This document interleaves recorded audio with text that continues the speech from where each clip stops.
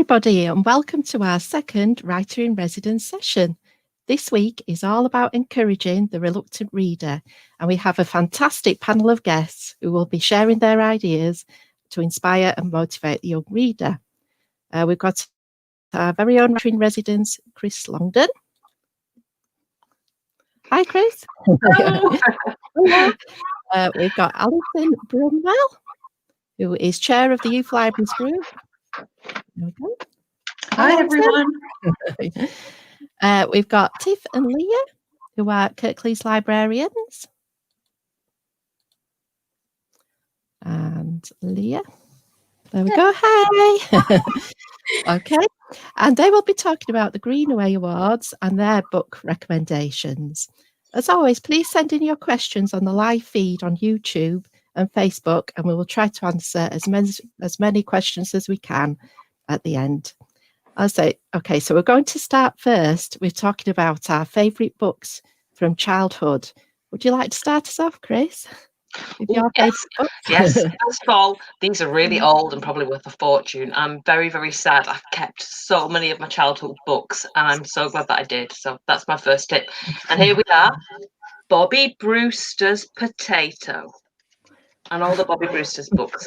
And I think these are out of print, but you can get them on eBay. And they're just magical. They are wonderful. My son fell in love with them when he was little. And they're quite old-fashioned in a way. They were written in the 60s, but they're utterly timeless. And they're just charming. And they formulate, but they're just sweet and lovely. And they're very clever as well. So that's my Bobby Brewster. Lovely. Thank you, Chris. Fantastic. Leah, have you got your favourite book from your childhood? I don't know if you can see that there. It's a book called Worlds Apart by Jill Murphy. I mean, I always loved reading as a kid. I used to read Secret 7, Famous 5. I mean, I read all sorts, Roald Dahl, but this was my all-time favourite. I got it for Christmas when I was about 9. And I've read it so many times. I did actually have a really nice hardback version of it. It's just a brilliant book. Again, it's just totally timeless, and I just love the way Murphy writes in it. She writes as an 11-year-old girl who's basically the sort of main character of the story, and the language she uses is that an 11-year-old girl would use. So she sort of spoke to me a lot as a child of a similar age. And she has this really nice way of going off on these little tangents as she's trying to tell you a story, and I love that about it. So it's what I still read now as an adult because it's just fantastic. So that's lovely. Thanks, Leah. Alison, have you got a favourite book? Yes, I've got a PowerPoint presentation coming up later on, so I'll tell you a little bit more about the book during that. But one of my favorite books from childhood is by an American writer called Marguerite Henry, and it's based on true events. It is called Misty of Chincoteague, and if you love horses or animal stories, this would definitely be one for you. Even though it was published in 1947, it is still in print. And I think it's also available in audio and ebook version as well, but I'll tell you more about it later. Brilliant. Thank you, Alison. Yeah, that's great. Tiff? Yeah, it's very difficult to pick just one, isn't it? Yes. But, one of my strongest childhood book memories is going to Linley Library. I've not gone very far away, have I? And going straight to the C.S. Lewis shelf to see if there are any Narnia books there. And I also used to like these collection of fairy stories as well. So I think things haven't changed much. I still like a book with a bit of magic in it. Lovely. Mine were the Mr. Men books. Yay! I've got a few today. Yeah, I just remember reading these with my mum nearly every night, and even though I couldn't read the words in them because they were quite tricky words, just looking at the pictures with her and just being close and reading them, it was the very first memory of really nice sort of reading books and things. All right, brilliant. That's lovely. So we're going to start off with Christina Longden, our writer in residence, and she's going to talk for a little bit. So. Yes. Thank you very much, and hello everybody, and it's lovely to be here. And you can probably tell I'm really very animated about this session in particular. It's a subject hugely close to my heart, and it always has been anyway, but more so since I've had children myself.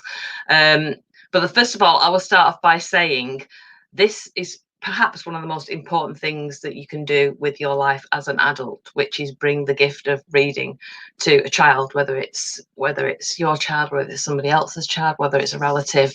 And the other thing that I would say is, and I guess I've learned this myself, I think you become a parent, you go into parenthood thinking that this is what the schools do to your children, and maybe you'll do a nice bit of reading at home every now and then to bond, but it's so much more important than that.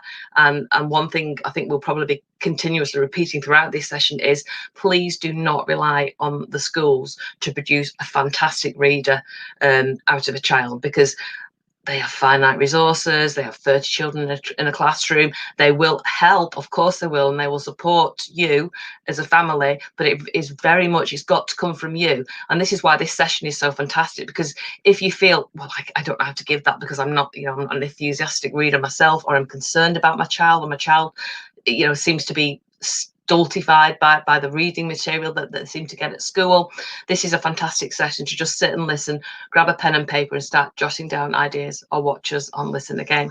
So I'm just going to spend a few minutes now chatting about why this is particularly important to me. And I'm going to talk about it from the perspective of one of my children who is dyslexic, and the other child who isn't, but both of them have had reading battles, if you like. So with my first child, who is now 16 and is an absolute bookworm, she loved, like most children at a small age, loved listening to stories, loved looking at books with me, and I've always been an absolute bookworm, what you'd call a born reader, an avid reader, my favourite hobby. And so she seemed to be following the same path as me. And then when she got to 5, it tailed off, and I couldn't get her to read books. I couldn't get her to even read the books coming home from school. In fact, at one point, she was hiding them. Now, that was really strange. I couldn't understand what was going on here. And her behaviour around books, and the way she would just avoid reading anything. She'd say, Mummy, read to me. But it was getting to the stage where she was clearly very bright, but not engaging with books. And then it suddenly reminded me of my childhood. And this was the way my brother had also been behaving. Now, this is the 70s, and nobody really knew about dyslexia and talked about it. And it was clearly this big comparison between me and my brother. So, again, very, very bright kid, but just wouldn't do the books thing. And so I put these pieces of behaviour together and found out a lot myself about it. And she did eventually get a diagnosis of dyslexia. But again, when we talk about dyslexia, it presents itself in completely different ways. Sometimes it's not even appropriate to call it dyslexia. There's a classic bit where words are jumping around on the page. But with a lot of children, and with my daughter, you can check it by, I would ask her to read something and she'd skip words. And she got very tired reading, and even when she wasn't around books, she would sometimes pronounce words back to front, your classic saying car park instead of car park, and these are the little signs that I learned. Mirror writing, strange backwards writing, like apparently Leonardo da Vinci did, and very, very bright kid, and the spelling just wasn't remaining. She wasn't remembering the classic spelling stuff in the same way that, for example, my son has done. So these were all the signs, which I didn't know about. But I was determined, when I knew how much she loved stories, how much she loved books, to help her with the reading. I felt it was one thing I really could do. I might never be able to create a fantastic speller out of her, but we've got spell check, haven't we? So I thought, no, we're gonna get this girl reading. So I did a lot of work, a lot of research into what would help with her. And so, the things that worked for me was, like I said before, I had kept many of my childhood books. I'm a complete hoarder. And these are fantastic stories, and they gripped her. And so we started very much with the books that I liked. She didn't like them all. The big thing that she will say, if she was here now, that got her reading was this: the Beano. So We got the Beano every week. I think I have about 60 comic annuals, Beano, Dandy, all the old ones and the new ones, and just let her read and read and read until her reading reached a stage where I think by the time she was 10, she had going on for a reading age of 16, which for a child with dyslexia was a wow moment when I found out about that. But it was other little techniques as well. So if we went along to the library, or I wanted to get her to read a book that was a little bit more challenging, that pushed her a bit more, I'd just do daft things like read the blurb out from the back. So I'd get 4 or 5 of them and I'd read out the blurb in a stupid American accent, like, there was a man, until I'd hooked her into a book. Audio books, I'm sure we'll talk about that later. That was a huge thing. A lot of children who have dyslexic tendencies are fantastic with their vocabulary, and they're really stimulated by an audio book. So she had dozens and dozens and dozens of audio books, and again, because she was so into the language, the Narnia ones, I think, were the ones that she became very obsessed with at the age of 5 or 6, which is great until she goes around telling people that she'll horse with them and things like that. But we had such a wonderful time introducing her to these stories. And so she wanted to read, she wanted to access new stuff, you know, that mum wasn't pushing on her. So that's where we are now.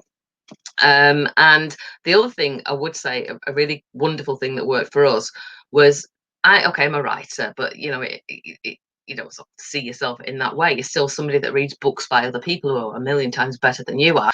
And when my kids did fall in love with a book or an author, if they were really into them, I'd encourage them to reach out and to contact that author. And that was a huge incentive.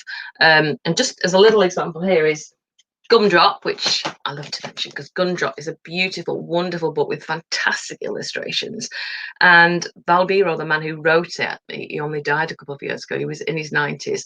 And my kids wrote to him to ask him some questions which they had about Gumdrop. And they this bobbing letters to and fro in it. And this is one of my children's most prized possessions. In the end, he painted us a picture of Gumdrop. And we've got all kinds of little memorabilia around the house relating to books and stories that they've loved, and it just makes them feel more part of the process of a book. It makes it more magical. And as a writer, I know if you get feedback from somebody that's read your stuff, it means the world. So I suppose it's one of those cheesy win-win situations, but please do encourage your children to investigate authors and to contact them. You know, it's a very lonely life writing. I'll move over to my son now. Now, he doesn't have an issue such as dyslexia, and I noticed straight away he was much more at ease with spelling, with patterns, with picking up a book and chilling out. There was never that kind of underlying feeling of aggro there. So he's done his own thing. But as he's got older, and this in particular happens with boys once they get to high school, year 8 or 9, there's a huge issue with lads in particular, and Alison might talk about that a bit later. But one thing I've done with him is lay off, because he's very visual. And you might notice with some children, they're reading a book and they kind of get distracted by the illustrations and the pictures. And this sometimes happens in the classrooms where it's almost like the child isn't as advanced a reader as another, but they're just utterly drawn to the illustrations. And that's a fantastic thing, because that's a massive part of your imagination just getting lost. So with my son, it's been comic books, it's been graphic novels. He's hooked on manga, thanks to Kirklees libraries and all the manga books that are available in the manga club. So I let him read. I hide books from him. I've had to do that with both my children. They've been so into the books that they haven't been doing other things that they needed to do, which is a good thing. I feel quite proud of that. And obviously there's a screen issue, as there is with most children, but if you can train them to read, for example, graphic novels and manga on screen through Libby with Kirklees libraries, again, that's a wonderful thing to have at your fingertips. So I try not to feel guilty, and I'll be absolutely honest with this. There are moments where I think, oh, he should be reading War and Peace. Why is he just reading a graphic novel? But it's reading, and it's fantastic, and it's all good. There's nothing to feel bad about. Whatever your child is reading, they're reading. And yeah, it might be difficult to get them into that at first, but we're all here to help today. So hopefully we'll go away with some great new tips and some new ideas. And the funniest thing that somebody said to me once is, if you're desperate to get them reading and they're just there in front of the goggle box, just switch the sound off and put the subtitles on, and they're reading. And I think that will never work, but it actually did, and it does if I'm really in a get reading mood.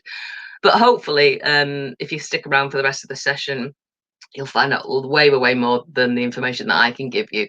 But my main message is, if you're struggling now with your child and if you're not quite sure how to approach it, do not give up, because this is probably one of the best things that you can invest in your time with your child. It just takes them to a new level. Not just, forget about the educational side of it, the actual enjoyment of being a human being and loving that story. And whether you're listening to it through an audio book, whether you're reading it on the screen or on a paperback, or you're watching a story on film, the story is the thing that binds us together as human beings, no matter where you're from. And that is a gift that you can learn to give your child. And it really isn't that difficult. It's just finding out some new ways that work with this particular child. So thank you for listening, and I shall pass you on. I think it's Alison now. Yeah, we've just got, before Alison, we've got a question that was coming. So I'll just show that and that. Question for Christina. Many children have favourite books. Should you let them reread them again and again? Often they don't want to move on to other authors. What would you? Yeah, I've had exactly the same battle. And again, at first I kept thinking that they'll move ahead quite quickly and they'll stop and get hooked on something. It's rereading over and over again. And I would honestly say, do not worry, let them read that till the cows come home, because they're absorbing so many different things and so many layers of information that you're not aware of. You're just thinking, oh, it's that flipping Harry Potter book again. It doesn't matter, they're still reading it. What you can do is, if you know that a certain element of the story grabs them, is, and that author might write other things, and it's so easy, and this is where Kirklees libraries are experts. Even if you're not going to the internet, you can say, my child likes this, what do you suggest we could try now? So I would not get on their backs about it, but I would just be very positive about it and say, wow, I met somebody today who said their kid likes this, have you tried that? Or if you've got a child like mine, they'll dig their heels in when you kind of suggest something too obviously. Just find another way around it. Just bring the books back, leave them in the room, let them get on with it, or just give them a gentle nudge. I think the worst thing you can do is make it something soulless and another task in order to leap through a hurdle in the future. But I know I've done exactly the same. I'm sure there's entire books I know off by heart when I went through my sticking with what I know phase. Thank you.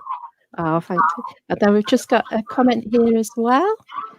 Christina's story is really resounding with me. My daughter is 8 and has just got a diagnosis of dyslexia. Thank you. Yeah. Okay. Stick with it. There's actually so much fun to be had. And again, the other thing that I should say as well is there've been a lot of studies that have shown that people who have got dyslexic tendencies, if you believe in the whole IQ thing, are points ahead of the average member of the population. And I can certainly see this with my own child. I suppose her side of dyslexia is she's just streaming ahead. She's so anxious to get to the story that she skips stuff, and it's almost like sometimes the written word holds her back. And I would say, whatever to your child, you should be saying, do you know actually that people whose heads work like this with the written word is a reason you're getting ahead of most of us. So seriously, do not think that you've got some kind of a poor learning issue. If anything, you kind of, you've got a very, very different approach to learning, and it's our job as parents to help to nurture that and to bring it on a little bit more, and never to make them feel that this is a really awful thing and it's this diagnosis. And one thing I do say to my daughter, because I think they get to a certain age where they think, oh, I don't need to do that because I'm dyslexic. Miss, I don't have to do that, I'm dyslexic. No, that's a reason. You read differently, you absorb stories differently sometimes. It's not an excuse, it's a reason. And it's a reason that we need to give these extra bits of help that we're going to find out about today. Thank you. Yeah, thank you, Chris. That's lovely. Right. So we're going to now have a chat with Tiff from Kirklees, a librarian from Kirklees. Okay, Tiff. I think you're on mute, Tiff.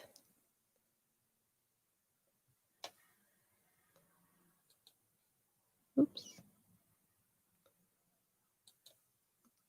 Can you hear us, Tiff?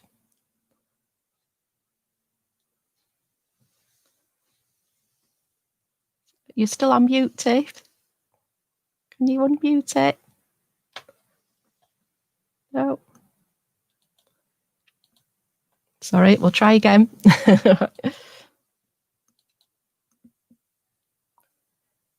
Okay, I think you need to unmute yourself from your screen, Tiff.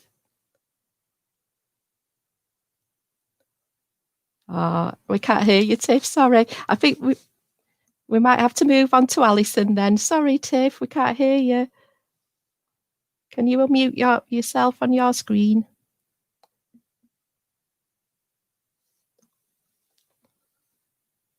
No. Okay. Not to worry. We might come back to Tiff. Okay. So we'll go find Alison next. There we go. Oh, Tiff, are you there? Yes, sorry. Yeah. Right. I couldn't unmute myself because I had my PowerPoint screen on. Ah, see, right. So, okay. Right. Oh, it's lovely to see you anyway, Tiff. So I'll start your PowerPoint for you. There we go.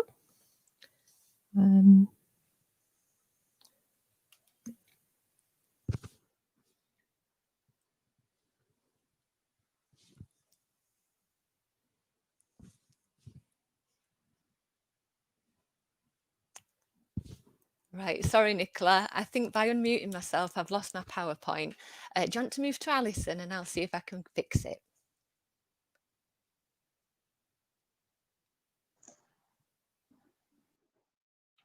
Hi. Hi, Alison. Hello. Right, thank you for having me. That's fine. Yep. So you've got a PowerPoint today to I do, and you're gonna take care of that for me, aren't you? Yeah, that's right. Okay, so we'll start that for you. Right, everybody. Thank you for joining us today. My name is Alison Brumwell. As Nicola told you at the beginning, I'm the chair of Youth Libraries Group. I do a lot of work with Kirklees Libraries, with Kirklees Schools Library Service. I am based at Kirklees College at Springfield Sixth Form Centre in Dewsbury, and I have done an awful lot of work around what I like to call reader development. So my little bit is called firing on all cylinders, because that's what I hope you're all going to go away and be able to do at the end of this event. Okay, so we'll move forward and I'll just take you through the presentation. Right, this is one of my favorite quotes from George Bernard Shaw, the very famous Irish playwright. And I have to say, I agree with this to a point. I think what he's getting at is that when it comes to children's reading, not to be too prescriptive and come at it entirely from an adult point of view. And that's a lot of what I'm going to be talking about in my bit today. Right, and another lovely quote from Ted Hughes that relates to reading, and I think a lot of children are unfitting, and reading and enjoying reading is a way for them to make sense of the world around them and to find places where they do actually fit and where they can actually develop. So I absolutely love this little quote from Ted Hughes.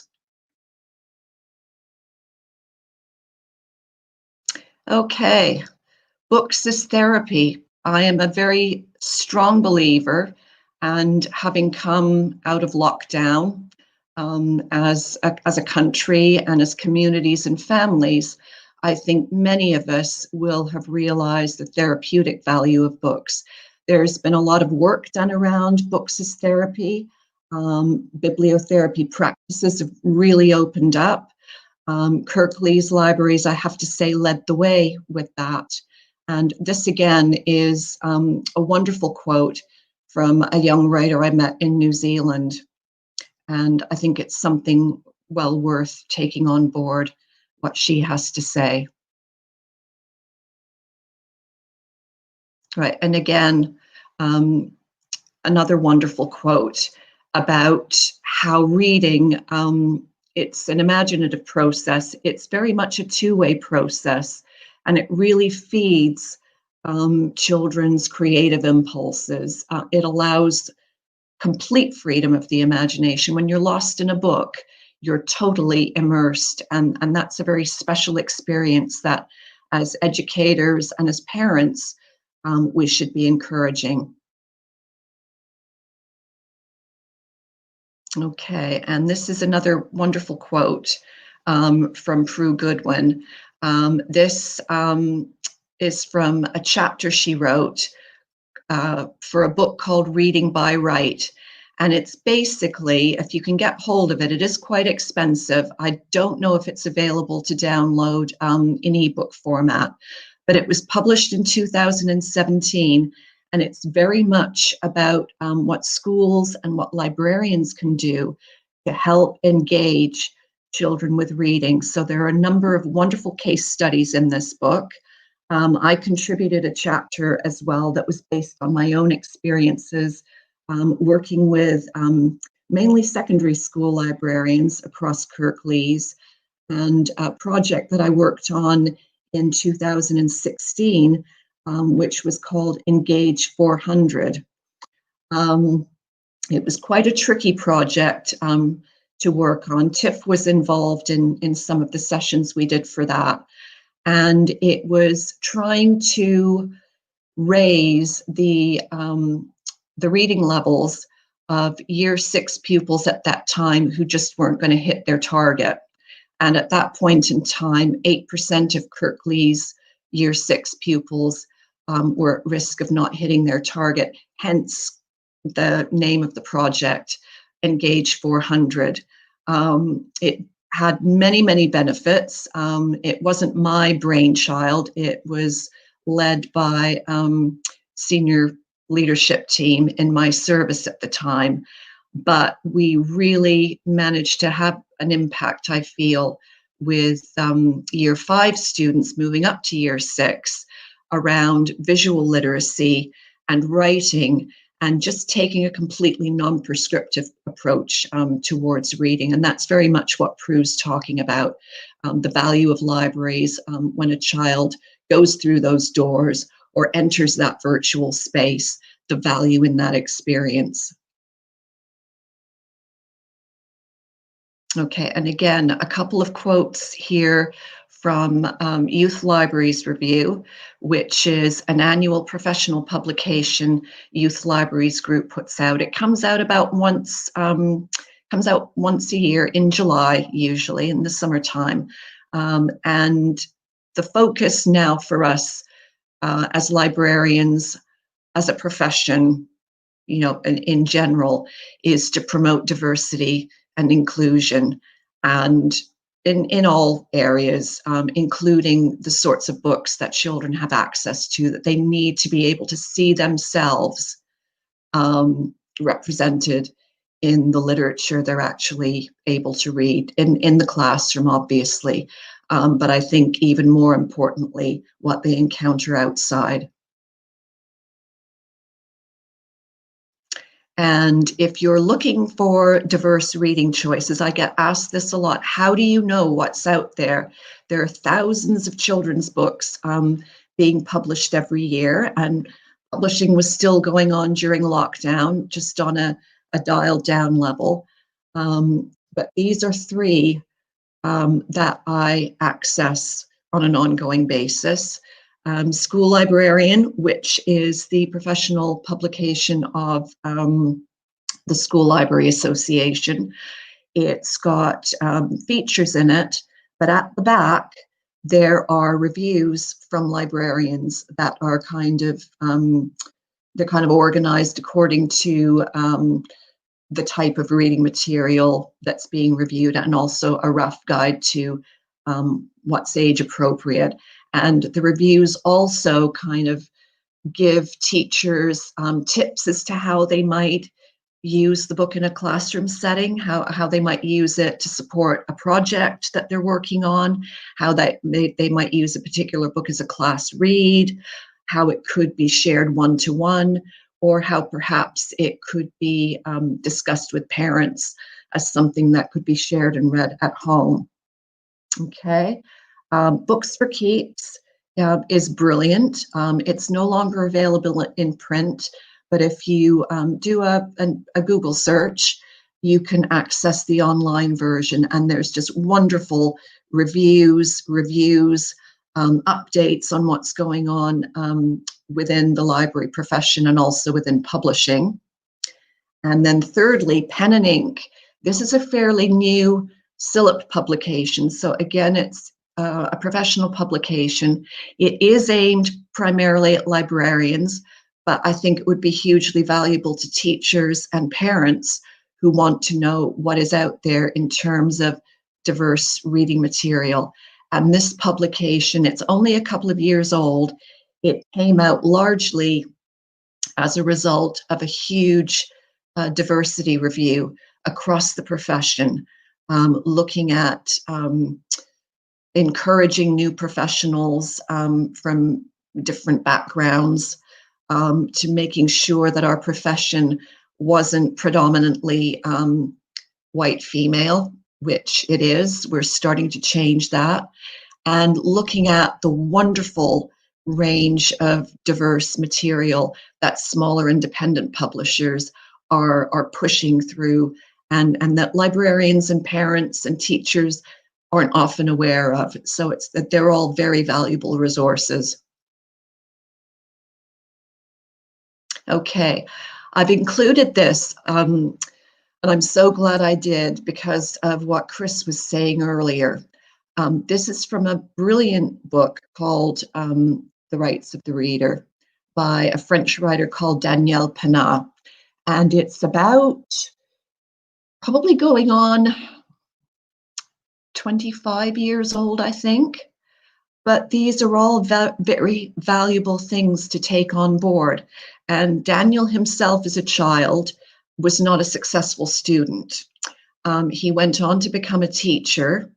And he's really coming in his book at reading from a child's vantage point and from the importance of the reading experience outside the classroom. And I mentioned when we've had a chance to speak before this event to Chris and to Nicola, that I have never, ever spoken to a child, and I have spoken to many, many children. I have never spoken to one who has learned to love reading because of their classroom reading experience. Reading outside the classroom is and should be completely different. Reading has to be taught in a certain way in the classroom. There's no way around it. And I've said to many children again, it's unfortunate, but your teachers are constrained by what they can and can't do a lot of the time. And to a large extent, you have to get on with it. And what you do outside the classroom can be a completely different experience.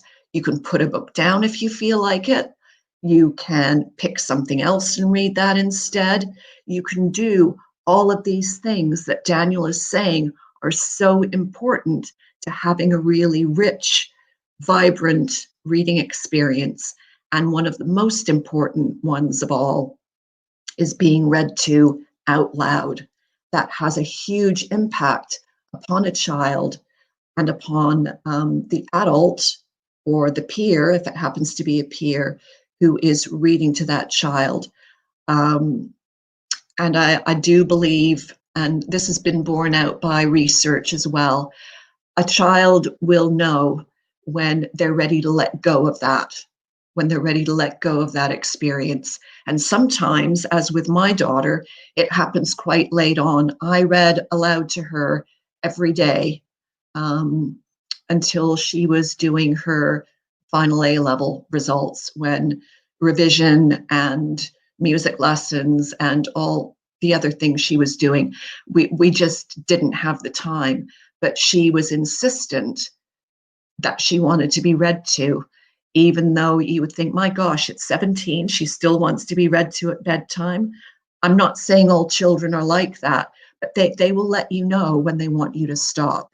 And if they don't say, you know, we're kind of done with this, you know, I'm a bit too old for this, I'd just carry on and little and often as well. You know, don't have a guilt attack because you've not read to your child, and then go overboard because it's been a few weeks. I think little and often, it's that connection, even if it's only, you know, maybe 10 minutes every day.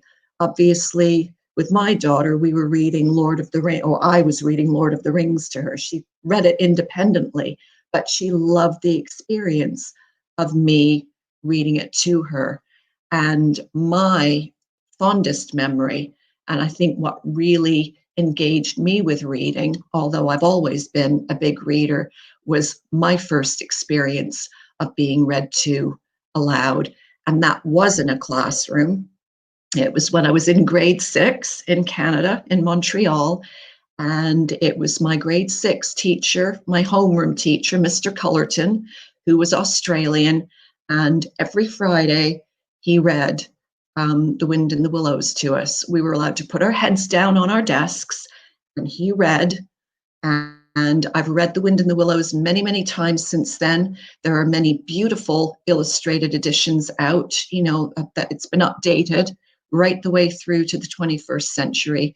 But every time I look at that book, I think of Mr. Cullerton reading that to us in grade 6. It's very, very powerful being read to. And we'll go on. I'm going back to my childhood book, Misty of Chincoteague. This was published in 1947, as I said. This was the first book I bought at Scholastic Book Club when I was in primary school, growing up in Montreal. And I still love animal stories. I have given this book as a gift more than any other. And everyone I know that I've given it to, it's mainly been adults, not children. They have loved it. It's a beautiful blend of real life, a slice of history. It's a story of two children who are being brought up by their grandparents, who buy a horse called Phantom. And Phantom is a wild horse. If you look at the map on the right, you can see that little long narrow island, which is divided in half into Assateague and Chincoteague. And the horses that still roam that island, they're still wild. They're very, very hard to domesticate. They are on that island because a Spanish galleon capsized. The horses escaped, made it to land, and over centuries, they've inhabited that strip of land off the Virginia coast, and they are feral. There was a real Phantom, not just in Marguerite's book. There was a real Misty, and Misty herself went on to have 3 foals. But it's a wonderful story about family, about resourcefulness, about what it's like growing up having lost your parents, as the children had done in real life. And it's about letting go as well, because in the story and in real life, Phantom eventually returned to her wild herd, and the children, the Beebe children, were able to keep Misty, but they had to let Phantom go. So there's a lovely message there about loss. Yeah, it's just absolutely amazing. And as I said, it's endured all this time. It's still in print. There are different, slightly different editions with different covers. And it was Newbery Medal shortlisted as well. The Newbery Medal is the most prestigious American Children's Book Award. But, and many, many tourists go every year to Chincoteague and Assateague. They run the wild horses once a year. I've often thought I'd like to go and see it, but I'm worried it might spoil the thrill that I get every time I pick this book up. And I probably read it about, 20, 25 times over the years. So fantastic. See if you can find it and share it. Okay, my books for early years. We'll go through these. I've got a couple of different categories. These are all books, all of the books actually featured in these sections. They're books I have read, books I have used with children of various different ages. And going back to what Chris was saying about the illustrations, these are early years because that's kind of who the publisher is aiming them at. But these all work absolutely brilliantly with older children. And the Pigeon Finds a Hot Dog down at the bottom is a wonderful one to use with secondary school drama students because it's entirely character driven and it's entirely dialogue. So it's beautifully interactive in that way. One fox on the top left-hand corner that was shortlisted for this year's Klaus Fluge Award, which is an award entirely dedicated to debut illustrators. Beatrice Rodriguez in the top right-hand corner. That is a brilliant, brilliant wordless narrative. And I was telling everyone before the event started, there's a lovely little twist in the tale. And the other four are beautiful books to do with building identity, self-esteem, the power of the imagination. If you're doing any work around empathy as a teacher or a librarian, they're brilliant for that. So those are my early years books. And middle grade magic, there's so many books to choose from, but these are books that you really can engage 7+ with. And I won't go into them all in any detail. They're all fairly new. I did throw a classic in there at the bottom, Holes, which if you've not read Holes by Louis Sachar, if you've not shared it with a class, with a child, it's absolutely fantastic. Kenneth Opel, Inkling, I've put him in there because he's one of my favorite authors and he's Canadian to boot. So that's an extra tick from me. Tom Palmer, Yorkshire lad, brilliant writer, and just a fantastic range of books there, including Anjali Rauf, who will be appearing in Library Adventures Live in March 2021. That will be a fantastic broadcast with her. Okay, and that's just a rundown of some fantastic middle grade books by mainly American writers that I used for some training I did a couple of years ago. And I think we're moving on to young adult now. Oh, poetry, sorry, I forgot. Right, poetry is not always something that parents or teachers find hugely accessible, but I would encourage you to really explore what's available on the Kirklees Library catalog, to seek things out. I should say as well, which I forgot to mention earlier, a lot of the books that I've featured here, if you're a bit curious about them before you actually borrow them or download them or try and buy them, if you look in YouTube, a lot of these, they're lovely little YouTube clips. Leap Hair Leap is one of them. That's a very, very new illustrated poetry collection. Well, it's a one big poem for younger children, but there's a lovely little video of that. You can see Benjamin Zephaniah reading his poetry. You can see Joseph Coelho as well, overheard in a tower block reading his, another author who's been involved in Library Adventures Live. So do look out for poetry. It's a lovely way to engage with reluctant readers. You might not think it, but children love poetry. And very often it's an entree for a child who might be struggling a bit.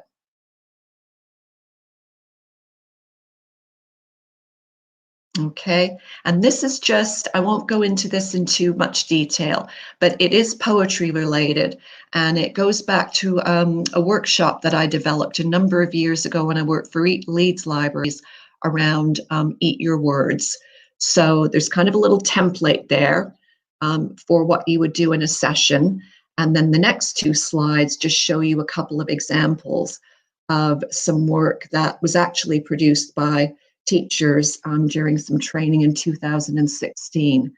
And they loved it just as much as kids do, I have to say. But I've done this with children probably about age 6+, right the way through to 16, and obviously adults as well. It's messy, but it's a lot of fun. Okay, young adult reads. I've tried to include some very challenging reads here, some fairly recent ones. And again, look out for these on Kirklees Library's catalog, because again, they are almost all available in ebook format. The only one you might have difficulty accessing, though you can order it, is The Marrow Thieves on the bottom right-hand corner, which won the Governor General's Children's Book Award a couple of years ago, which is the big Canadian book prize. The Poet X was a Carnegie Medal winner in 2019, the year when I was chair of judges. Very proud of that. The Black Flamingo was shortlisted for the Carnegie Medal this year. And you've got Junk, which is a young adult classic. Lark, which won the Carnegie Medal this year. Just some brilliant, brilliant reads there. And two very, very funny ones by Simon James Green, also Library Adventures Live, and William Sutcliffe. So absolutely brilliant for a young adult reader who might be bogged down with coursework, exams, just to give them a bit of a mental break. And information books as well. I get asked a lot, people say, well, they're it's all older material, and that's absolutely not the case. There's some wonderful information books, wonderful narrative nonfiction. Fashion Conscious down at the bottom is very new. It's all about sustainable fashion, which is something that's really come to the fore. I think during lockdown as well, we've all become a lot more aware of how we live, what we're eating, what we're wearing, what we're disposing of. Those are all quite important issues. And Science You Can Eat on the top left-hand corner, that won the UCLan STEAM Children's Book Prize this year.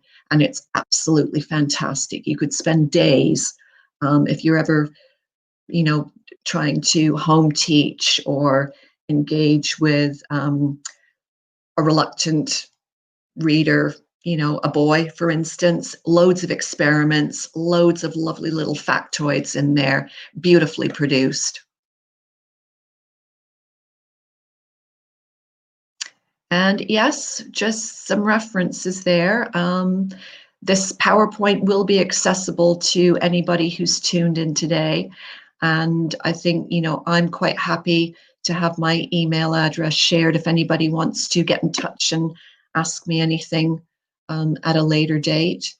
But I can only say that, to any parent out there, what you give your child, what they get from you, what they get from going to the library, whether it's virtually, in real life, the wonderful range of events that the library service is putting on, do take advantage of them, because you will find something that will it will click a switch and your child will engage.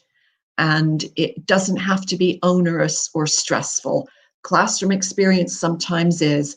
Outside the classroom, it should be joyful, enlivening, and should really fire up their imaginations and fire you up too. Thank you. Oh, thanks, Alison. That was absolutely brilliant. And I definitely want to read the Misty book and find out what happens. Well, you never know. You might just have one appear in your post sometime. Thanks, Alison. That was really good. Thank you. So we'll try Tiff.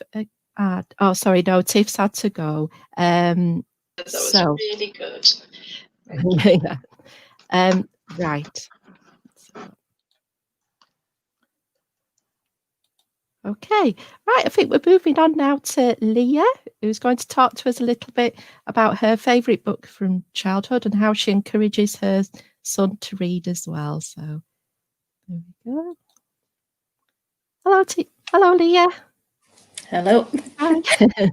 Hi. Yes. I think I spoke a bit earlier about my favourite book, which was a Jill Murphy book, Worlds Apart, and I talked about how the character, the main character here, Susan, she was someone who I think I really identified with as a 9-year-old girl. She was a bit older than me, so I suppose I looked up to her a bit as well.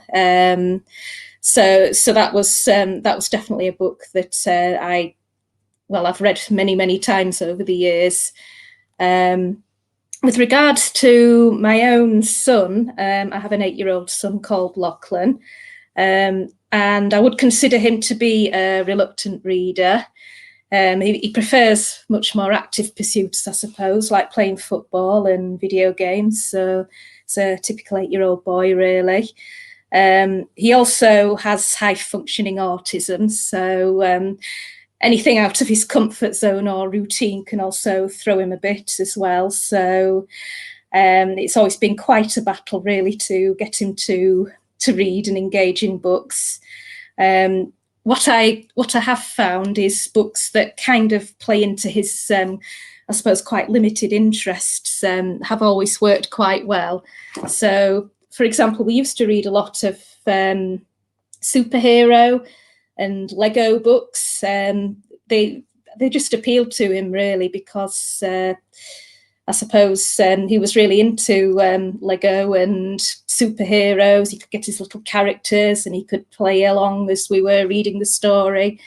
And I also found that some of the graphic novels for children as well, which we do have quite a lot of at Kirklees libraries, I found that they were quite good as well, because you could follow along the pictures as well.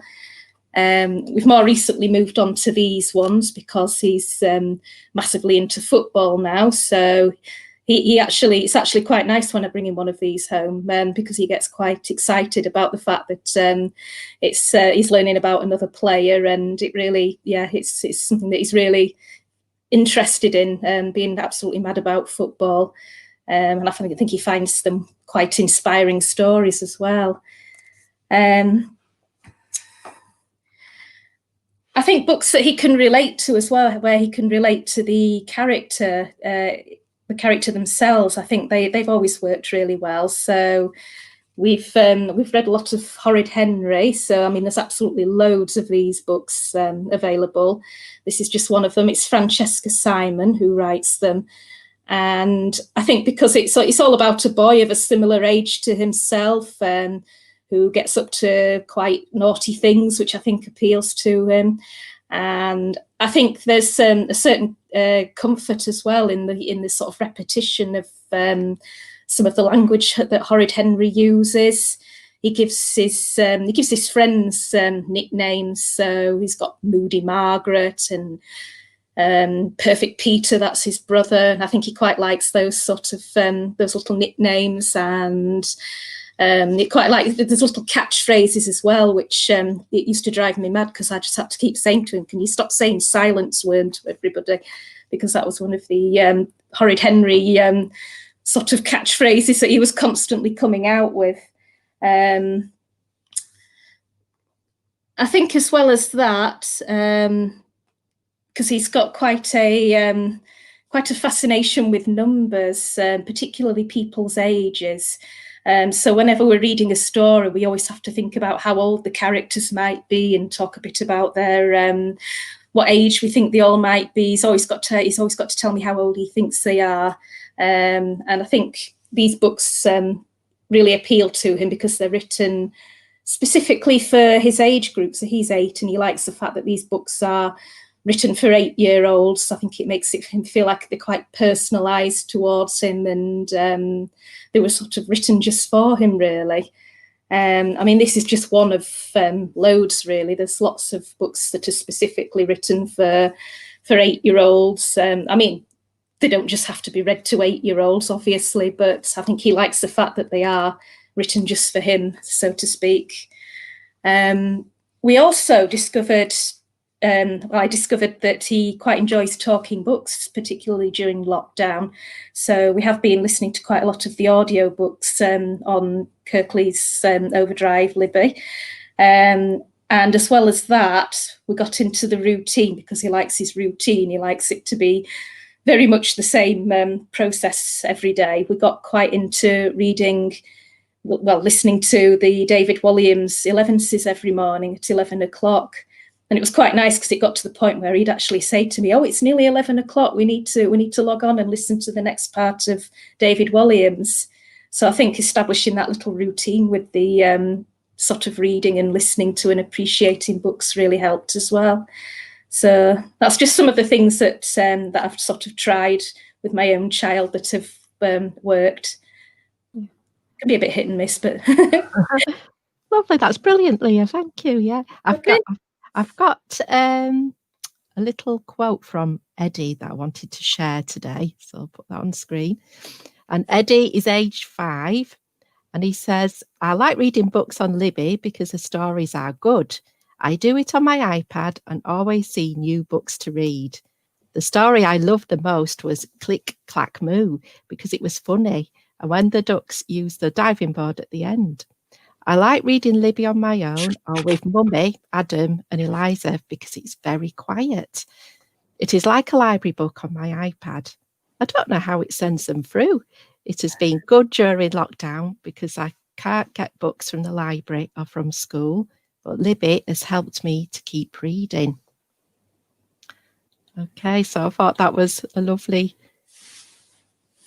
Oops, that's it. Yeah, I thought that was a lovely quote from Eddie, who's 5. So thank you very much, Eddie. And it's really fantastic to hear that you can use our Libby app and get them on your iPad. Some brilliant books. So that's superb.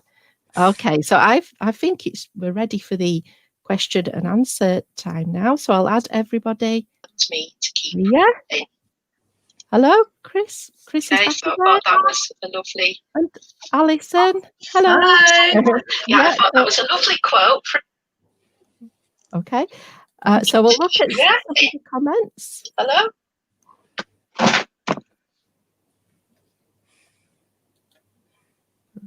Right, so we've got one question. How long can you borrow books from the library? My daughter is currently reading and enjoying a book, albeit slowly. 3 weeks wouldn't be long enough before returning. Well, the thing is, you can keep them longer for 3 weeks. That's absolutely fine. You can just ring us and we can renew your books for you. So that's no problem about that. That's fine. You can have more than 3 weeks. Okay, it's another question. Is this going to be available later as well, or just live? Well, it will be available later. You can catch up with it on YouTube and Facebook. Just go back into the link and there'll be a recorded version there. Okay, that's another question. Does Kirklees Libraries have a good range of Barrington Stoke books? Yes, we do. When the libraries are back open fully, we do have quite a lot of Barrington Stoke books in stock. But I also believe there is some on Overdrive as well that you can download as an ebook. I can attest to that. They have an absolutely fantastic range.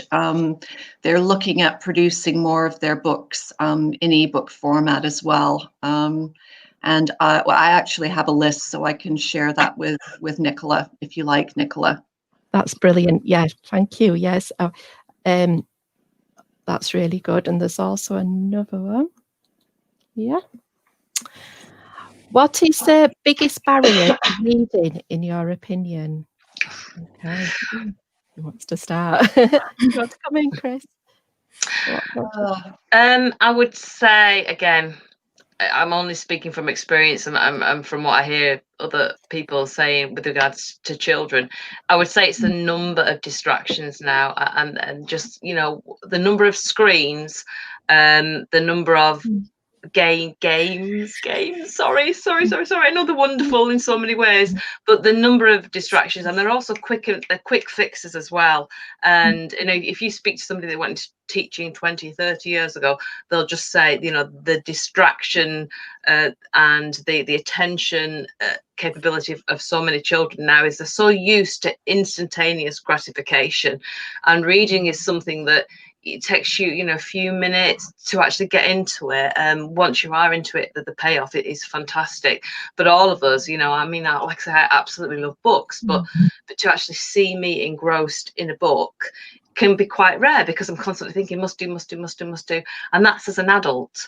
And as a child, you know, they've got the bombarded with the entertainment side of things. But also, you know, there are now so many books. I think I know my daughter in particular has just walked into a library and gone, and she is somebody that needs a bit more hand holding and a bit more support and chatting to somebody about what she likes. So to just dump her in the children's section would never have worked with her.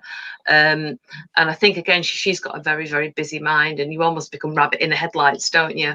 So for me, that would be the biggest barrier to actually moving into it, and you know, just this whole the insanity of the constant noise going on around us.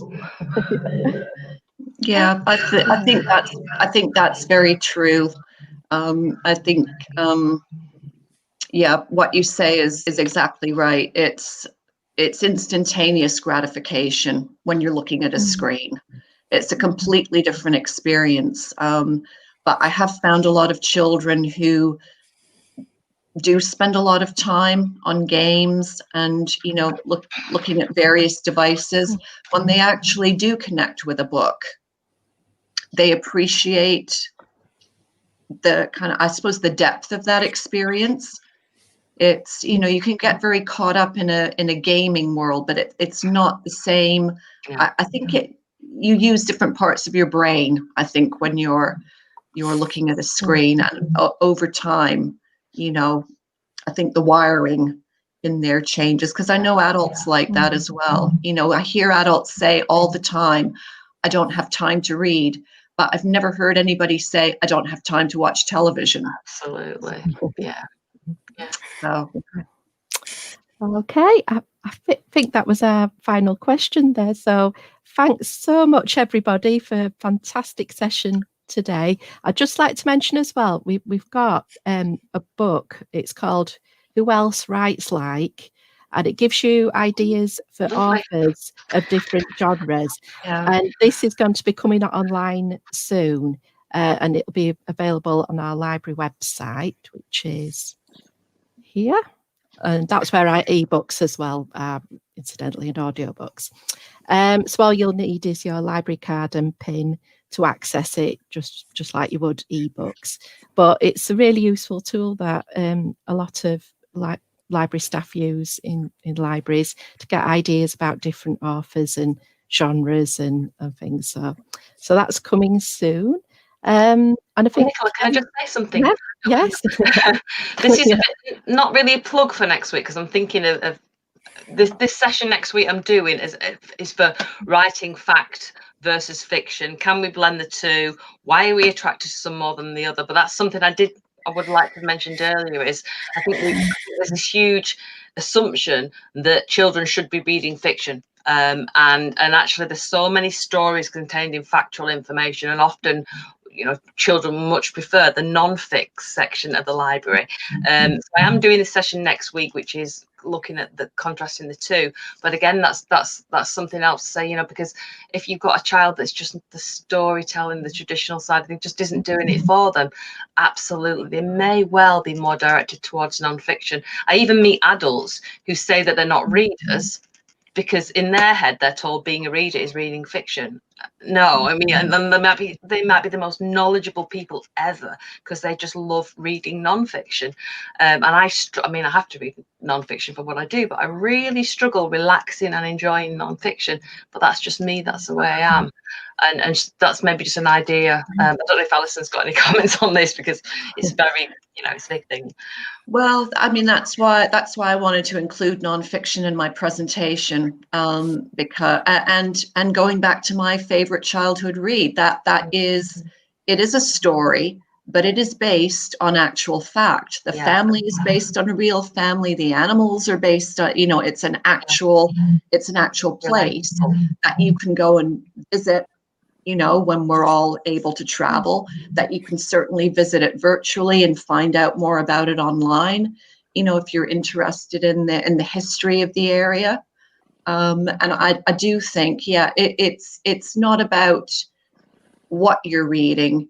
It's about enjoying the experience, about it not being prescriptive. It's, just having that freedom of choice and being able to self-select and not being judged. And we do judge people. As adults, we judge each other. We judge children. Parents judge their children according to what reading level they're at. And that's something we need to set aside, because it's not helpful to any child, whether they're attaining or whether they're struggling. Okay, we've got a full list of all our recommended reads that as a panel that we've recommended. So this list will be available on the website as well at the end of this session. So yeah, I think that's it. So thank you everybody for a lovely morning. Fantastic session. Thank you ever so much. Okay, thank you. Nice seeing you all. Thanks. Yeah, thanks so much. It's been really good. Thank you. Thanks. Okay. Bye. Bye. Take care. Bye.